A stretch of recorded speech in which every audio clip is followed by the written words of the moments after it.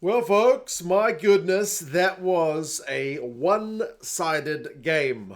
Looking at the Tier 1 against Tier 2 fixtures this weekend, I thought this one had the potential to be the closest of the bunch. 79 points to 5. It's safe to say I was very mistaken. Where's that Uruguay side that pushed France at the World Cup? That game was 27-12 last year. They played France earlier this year, just a week and a bit ago, and it was 43-28. Admittedly not France's strongest team, but Argentina made a lot of changes for this game. I was curious when we looked at the preview, would Argentina be able to get their wings into the game? Because in the previous game, it was largely forward dominated. A lot of tries through their props. Well, again, it's safe to say they found a way to get the wings into the game. Mendy, oh my goodness, 3 tries. He could have had 4. He has over 200 run meters in this game. He's almost got as many run meters as the entire Uruguay side. Quite unbelievable. We'll go through some of the stats and events from this game, but that's a very disappointing result for Uruguay. First time they've played Argentina in almost a decade. But for Felipe Contepomi, results seem to be improving because the first result they had against France under his time as new coach of the Pumas was disappointing. Second game was a big improvement. This game, it's hard to judge because there was a big difference between the sides, but very encouraging, if nothing else. All these try scorers, I mentioned, Mendy got 3, and Mateo got 2. So it's 5 tries between the wingers. Really encouraging. And they just had so much ball in the first half. By 18 minutes, they had a 13-0 scoreline. They actually opted for 3 points, because they couldn't quite crack the Uruguayan defense and wanted to come away with points, if you can believe that. They had 75% territory and 73% possession, the Pumas. But the Uruguayans were hanging on for a while. And there's one good thing I can say about their first half performance is that they stopped the Argentinian maul.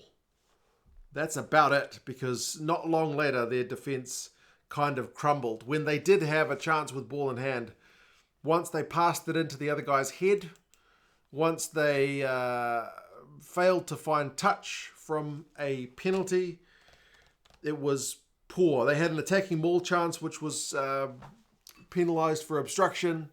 So nothing went right for Uruguay in the first half, ball in hand. They did a lot of tackling. They missed too many tackles. De La Fuente got on the board. It was 20-0. Cordero went over 27-0. Moro on debut, he got a try, again from a Uruguay lost line-out, extended the lead. Oviedo powered over from close range, 39-0. Mateo Carreras beats a one-on-one tackle, 44-0 at halftime. At least the second half was a little bit better. Not a lot better. They had a lot more ball, but they still conceded almost as many points in the second half, Uruguay, and at least they scored a try. To give you a clue of how lopsided it was, run meters at halftime was 658 to 59. I don't think I've ever seen it that lopsided before. Ever. And I've watched a lot of rugby. New Zealand against Tonga, maybe. But I think Tonga had more than 59 run meters at halftime. Unbelievable. Uruguay had made 93 tackles and missed 25 by halftime. Argentina had made 19 tackles in the first half. Uruguay missed more tackles than Argentina made. Quite unbelievable. Second half didn't start any better. Mendy got his hat-trick.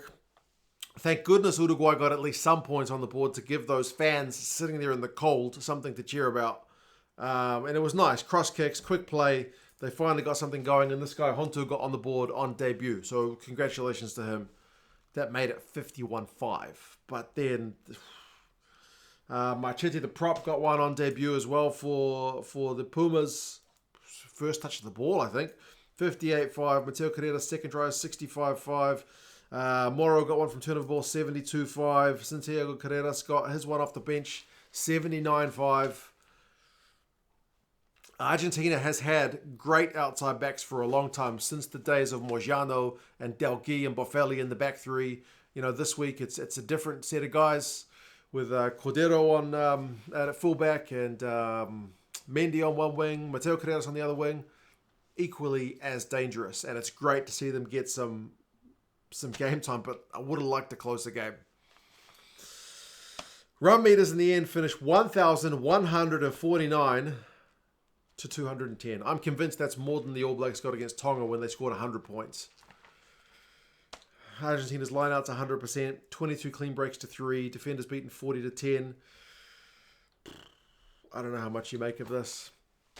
Really good from Argentina. What can you say? They absolutely put Uruguay to the sword, and they didn't really let up. They kept going. Uruguay obviously got more run meters in the second half than they did in the first. They had a lot more possession in the second half compared to the first, but still, it's a pretty disappointing performance. Civetta had 14 from 14 tackles on defense for the Uruguayans on the flank. Ardao had like 23 meters and beat a couple of tacklers, so that's all right. But Mendy, 202 meters, 3 tries, 6 clean breaks, 8 defenders beaten. Mateo Carreras, 186 meters, 5 clean breaks, 8 defenders beaten. Rubiolo on defense, 12 from 13 tackles. Moro, 64 meters on his debut. Tries.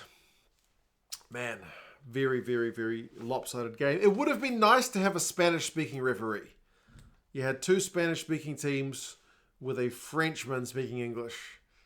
I think that's one thing World Rugby could work on.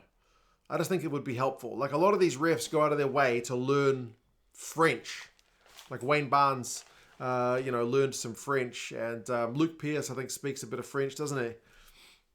All the French refs obviously learn English. I mean, I'm sure most of the players speak a level of English. Probably some are a lot better than the others. Some would be absolutely fluent. Some would be passable. But with the likes of Chile being in action today as well, I feel like if a few of them could take up a few Spanish lessons, especially the French-speaking refs, it's a Romance language, right? They should be pretty quick to pick up Spanish. I don't know.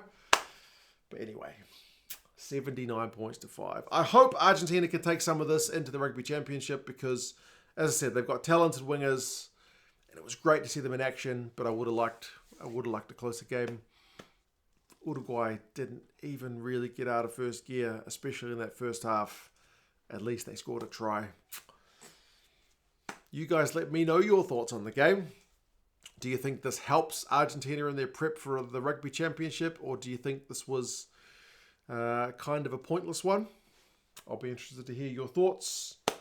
Subscribe to the channel if you haven't done so already. I might go take a nap because it's been an interesting one getting up at 3 o'clock to watch the South Africans and now the Pumas. But anyway, you guys take care. I will talk to you guys again soon. See you later.